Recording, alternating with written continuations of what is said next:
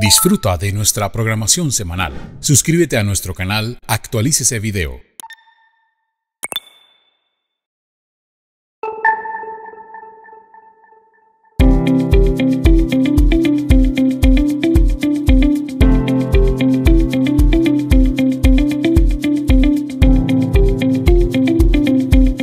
Vamos a dar inicio con todo el tema del marco legal del impuesto a las ventas.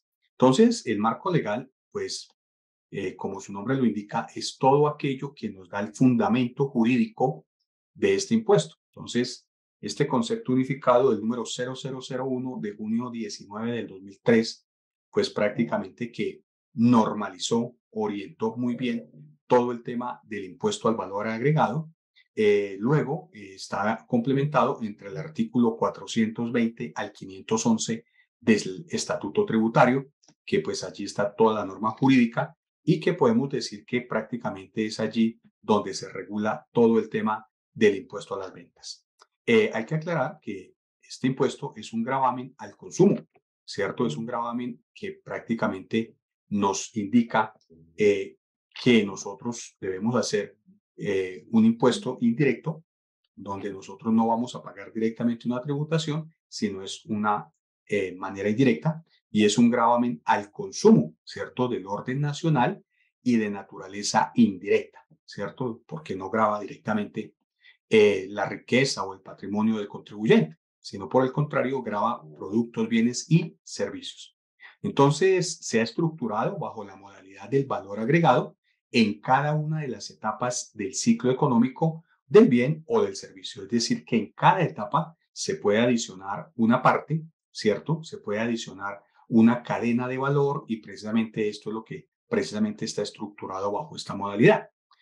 También miramos en la diapositiva que tenemos que es un impuesto monofásico en algunas partes y pues este monofásico consiste en gravar el producto o el servicio en una sola fase, perdón, del proceso productivo, por ejemplo, en el momento de la adquisición por parte del último consumidor. Entonces, digamos, se graba el momento de qué, del productor y lo vende. Entonces, ahí quedaría prácticamente que el consumidor en ese momento tendría que pagar el impuesto al valor agregado.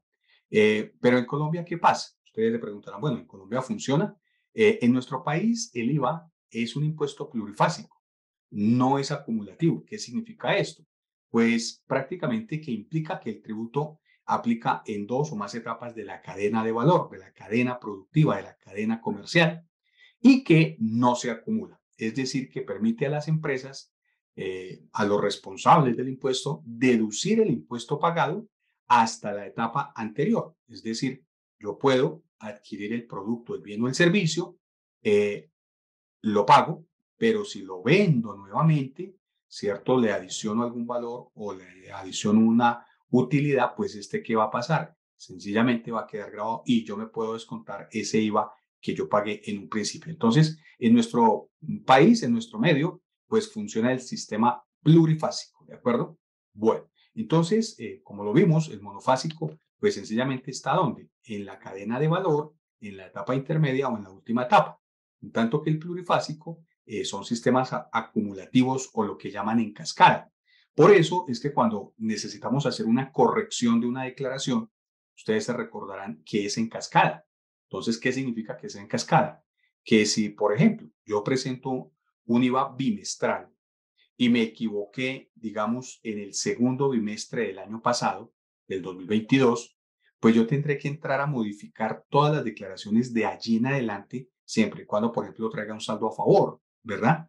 Entonces, claro, como traigo un saldo a favor, pues muy seguramente se van a imputar esos valores que pues no quedaron bien imputados en el segundo, tercero y cuarto periodo, digamos. Y entonces, ¿qué nos toca hacer? Nos toca corregir en cascada, por eso es que es acumulativo en cascada y sencillamente nos generará algún tipo de valor. Entonces, si bien es cierto, el concepto económico del impuesto a las ventas se entiende como valor agregado entre la diferencia entre el precio de venta o la prestación del servicio por parte del responsable y los costos y gastos en que se incurren precisamente para la obtención de ese bien o la prestación del servicio. Entonces, por eso es que nosotros decimos que es un concepto muy económico, muy dado a la parte económica.